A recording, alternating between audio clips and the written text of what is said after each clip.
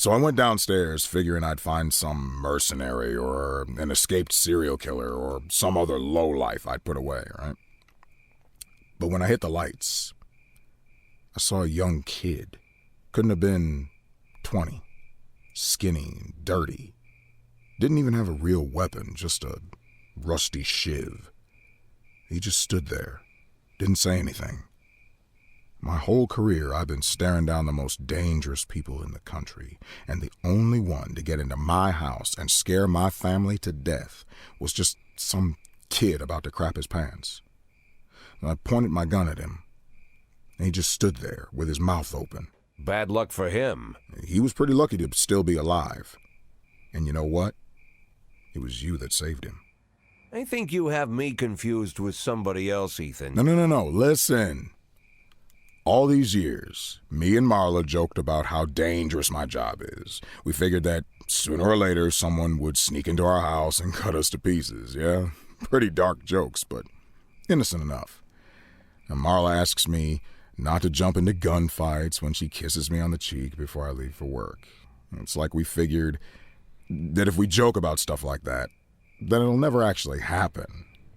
But, while I trained my gun at the kid's nose, I finally realized someone really can get into our house. Someone really can cut us to pieces. Now that it finally happened, I can't make any more jokes like that. Marla won't laugh anymore. She'll burst into tears and stay in bed all day crying, hating me more and more every second. So I figured the only way out of the situation was to show her that if someone really does dare to break into our house, he's guaranteed to get a bullet in the face. He'll die right there on the living room carpet. God, Ethan, didn't know you were so bloodthirsty. I'm telling you, Jack, I was serious about shooting this kid right there where he stood. I was about to pull the trigger. But then I remembered you. Remembered 1,000 years ago, we went to the lake and had some beers after an ethics lecture at the academy. I was all angry with that professor, Laszlo, yeah. Remember what he always told us? Being a good policeman is very simple. You just need to keep doing the right thing. I hated those pretentious speeches. I cussed Laszlo up and down and said, if you always do what's right, you've turned yourself into a robot. And you just sat there, drunk eyes staring into the distance. And you were all calm and said, no, Ethan, it's the other way around. To do the right thing takes everything you got as a human. I said that. Oh, what an idiot I was. Come on, Jack, it's not funny. When things get bad, it's those moments you gotta be hopeful and stay human. And I did just like you said. I stayed human. And then I slapped the cuffs on the kid in one quick move, just like Bobby Flash. Bobby Flash? What?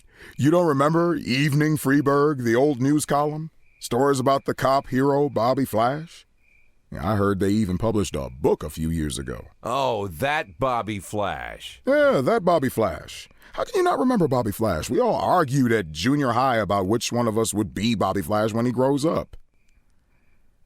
Oh, I'm no Bobby Flash. A hero cop would never think about shooting a terrified teenager.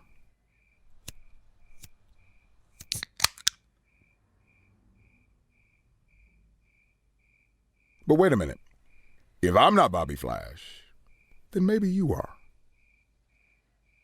Yeah, maybe so.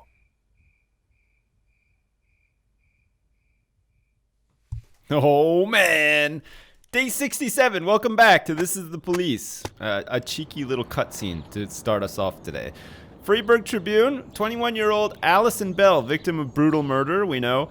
The Golden Bird is saying that City Hall intern found dead in apartment with no teeth. They failed to mention. And the fact, Freeburg's #1 paper, Freeburg Housing Construction, affordable. Nice. How are we doing, Robespierre? Police station and City Hall were good. Mafia, not so good. One man's trash is another man's treasure. All right, great. Excellent. We're ready to go to work on today, day 67. Game is really heating up now. I'm loving everything that's happening. Grant, some friends of mine asked me to help out at their animal shelter. They're badly short-staffed. Can I have the day off? No. Underwood, there's a big sale going on today and I don't want to miss it. Can I have a day off? No. Hode, I was up all night reading an exciting detective story called The Last Temptation of Neptune, but I didn't have time to get to the ending. I'm almost certain that the killer is Commissioner Harold, but I can't rest until I know for sure. Can I go home and finish reading the book? No. Fuck me. All right, and we have some visitors today, Shift A. That's right. Almost all of Shift B is joining you today because they fucking suck so bad at doing their jobs that they have to come in again today to finish their fucking jobs because we have cases that need to be solved so that we can free up our detectives to do other stuff. And we have cops that need to be killed because they can't fucking toe the line and follow the chain of command. Like Huff here, who is apparently a man. Anyway, we're going to get her killed at 10 o'clock this morning, along with Ozaki, who's old. Yeah, that's right, Shift A.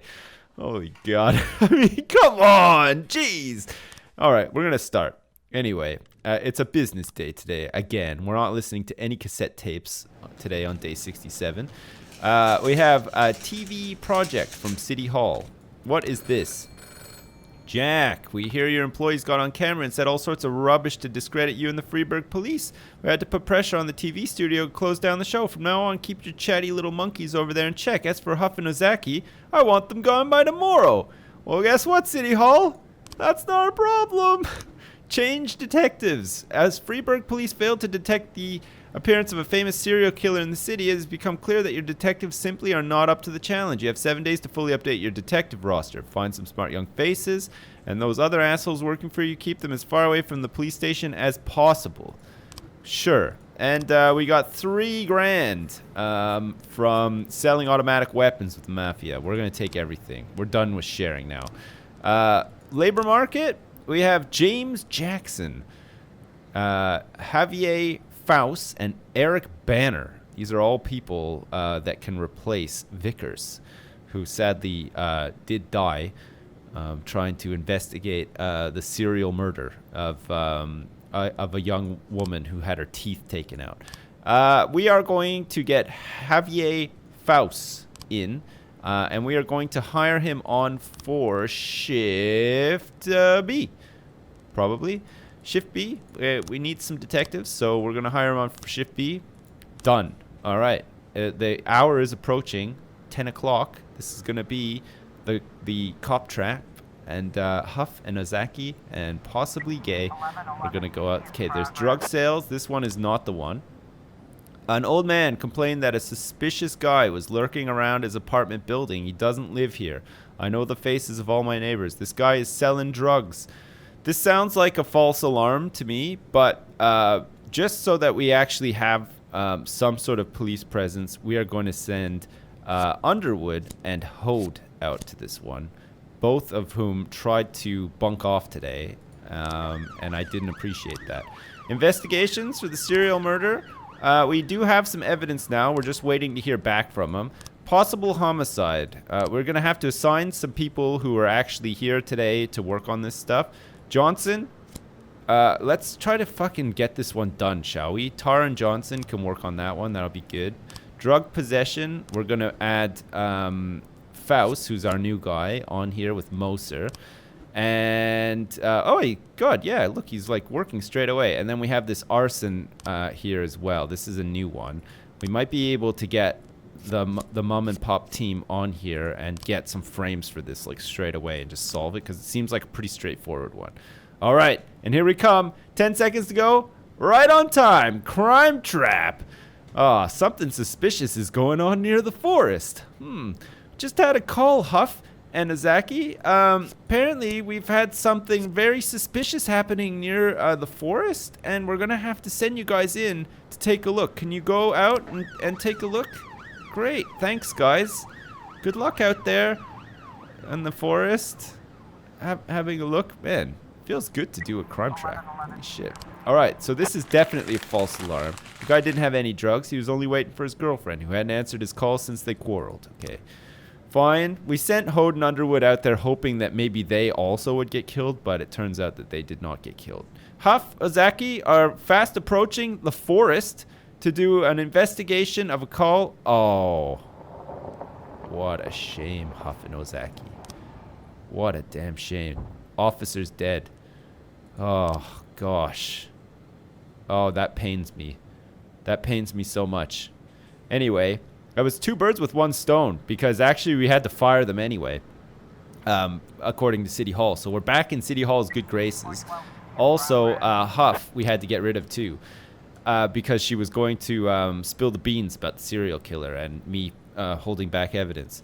Assault with a deadly weapon at the city center. A man attacked a salesgirl at the flower shop when she refused to give him a bouquet of roses on credit. Eyewitnesses report that the man struck the poor girl with a pistol, started to choke her with some packing tape. All the while he kept yelling, "I just want to be treated like a human."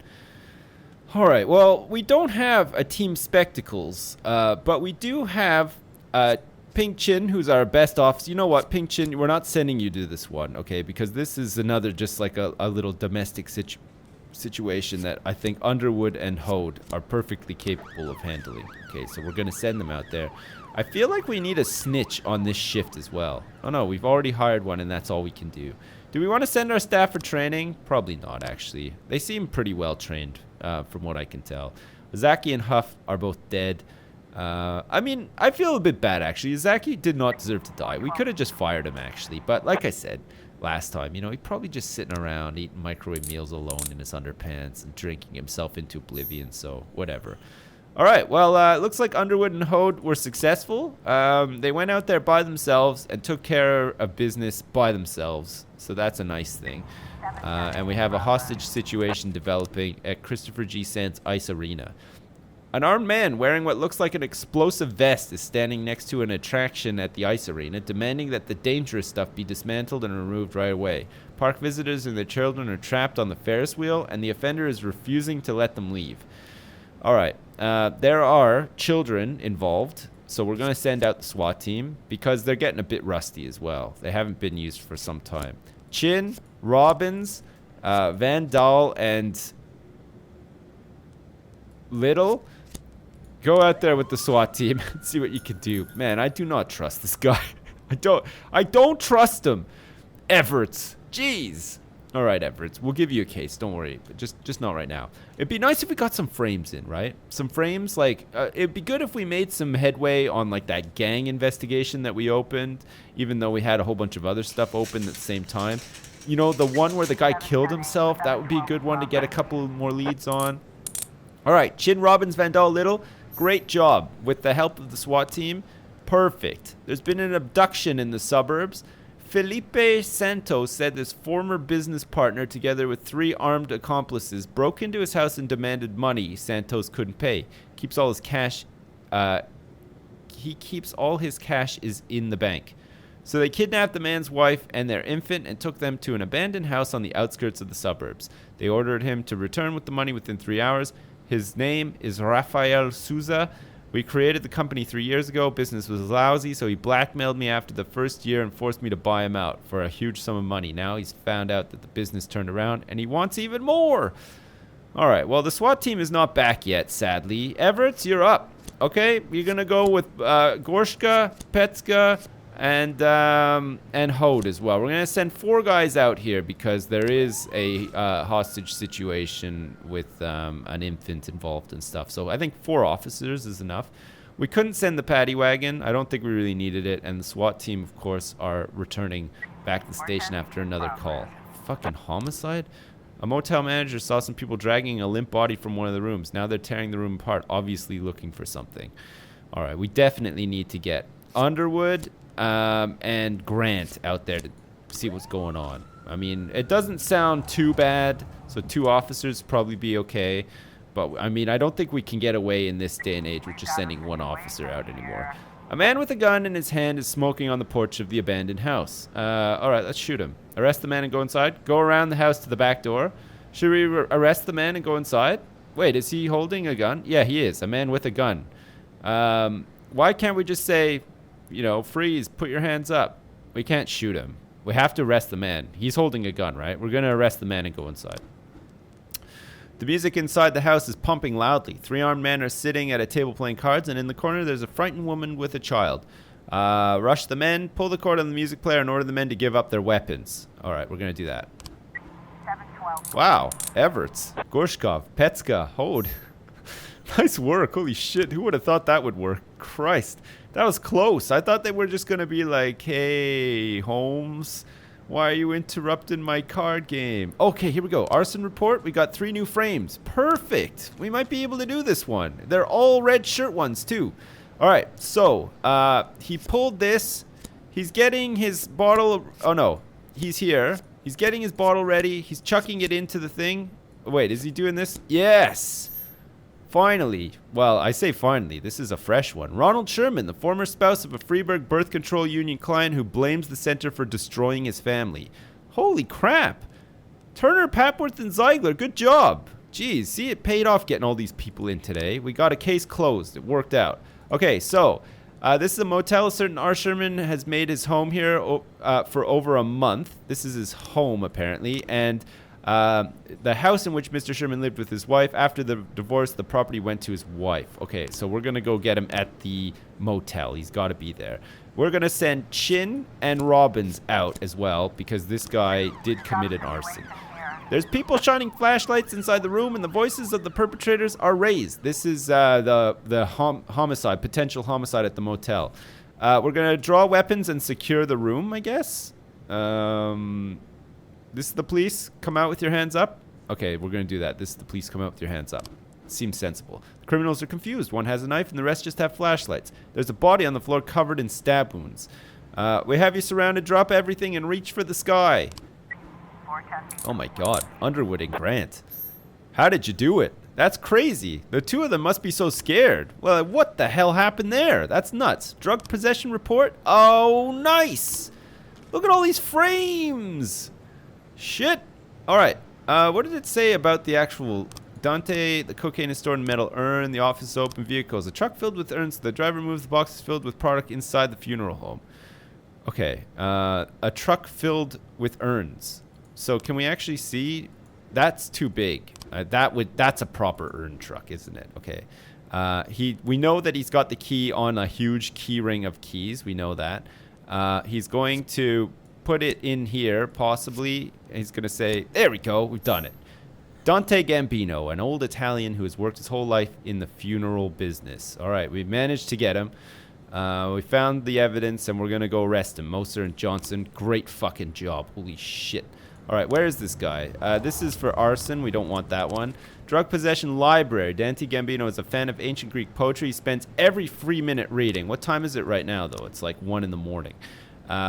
He spends most of his time at work. So he's probably going to actually be at the funeral home now because I think this is when he receives his drugs normally. All right, Vandal and Everts accompany Moser. Let's bring this guy in and interrogate him and find out some more about this this thing. Also, possible homicide. Son of a bitch. Come on. Come on, get to it. Jeez. What is this? That's not the pizza delivery woman, is it? That did not happen. I was talking medical examiner. Shot was made at close range. Note written in capital letters with a lot of errors. Mrs. Tamura.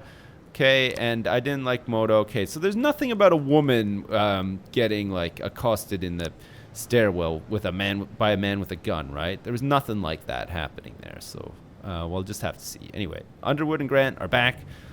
Ozaki and Huff are dead. Arson report.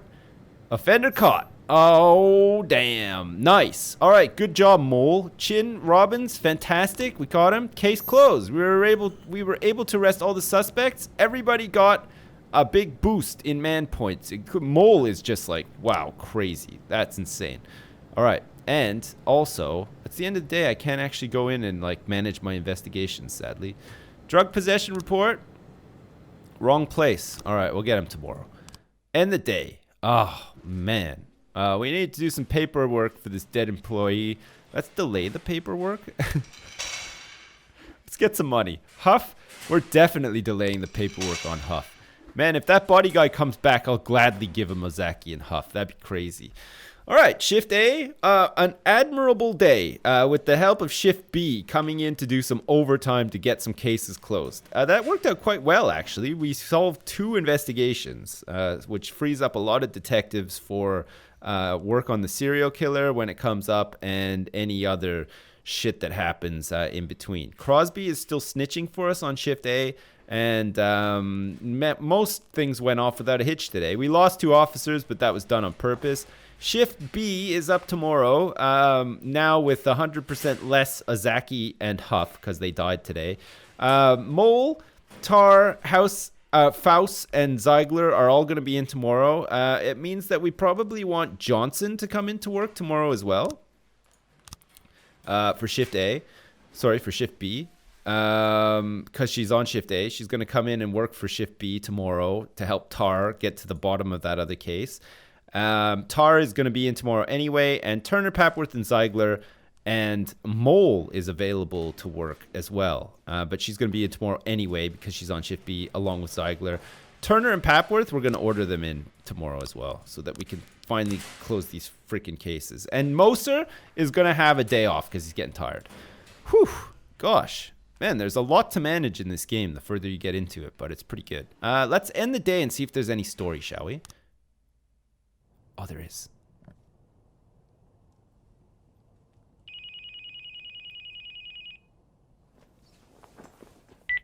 Boyd here, and I hope you have a hell of a good reason for calling me in the middle of the night. I'm sorry, Mr. Boyd. I'll call you back later. Oh, it's Lana. No, wait. You're the girl from the prosecutor's office. Lana, right? Yes, exactly. Oh, I'm so embarrassed, Mr. Boyd. The first thing Mrs. Broom told me about you is that you almost never sleep. I don't sleep too much either, so I thought I'd call you and apologize for last time. But it wasn't the last time, was it? Well, I've been going over our conversation in my mind, and I realized how stupid I sounded. You're the chief of police, and there's a strange girl calling you, saying she'll be the next city prosecutor, just to share the news, I guess. I must have sounded crazy. Not so crazy as you imagine, Lana. When I learned I was going to be police chief, my parents were already dead, and my only friend was working 1,000 miles away from Freeburg. Wife and kids were relaxing on a distant island in the middle of the ocean. Took me 6 hours to get a hold of them. But I had to share the news with someone, or I would have gone mad. All the more because I was surrounded by 6 cops who figured they were ahead of me for the job. I figured you were feeling about the same. It's like you're reading my mind. Now I'm like an outcast here. Uh-oh. Most of them still think that Mrs. Broom was joking or trying to show her deputies that she's in charge of appointing her successor. But I know it's no joke. For some reason, I didn't doubt it, Lana. That's probably why I'm calling you. I know it's selfish. I'm sure your wife isn't too keen on girls calling you at night. My wife and I, well, we're not living together. Maybe I'm the loneliest man in town, and that's why you called, to talk to someone even lonelier than you. Uh-oh. Huh? Jack, you shouldn't have told her that now. All this drama's going to come onto your doorstep. Lana? You know, Mr. Boyd, maybe I'm an idiot, but until this moment, I didn't realize how lonely I am. Uh-oh. Well, you're in luck, because now you can call me anytime. But if you do, you'll have to call me Jack. Jack? It'll take more than one phone call to get used to that. Well, we're not in a hurry, are we? True. Uh-oh. Maybe she's like a plant. Like a Mayor Rogers plant or something. Jeez. Holy shit. All right, well, anyway, we'll be back next time to start day 68. Day 67 was filled with thrills and spills and a couple of chills along the way as well. It was pretty good. We took care of business in a major way, and we continue to bat through cases. Feels good to get some of them closed, and hopefully we'll find out more about this dentist guy and maybe track him down as well. That'd be pretty sweet. Anyway, as usual, thanks very much for watching, and I'll see you next time!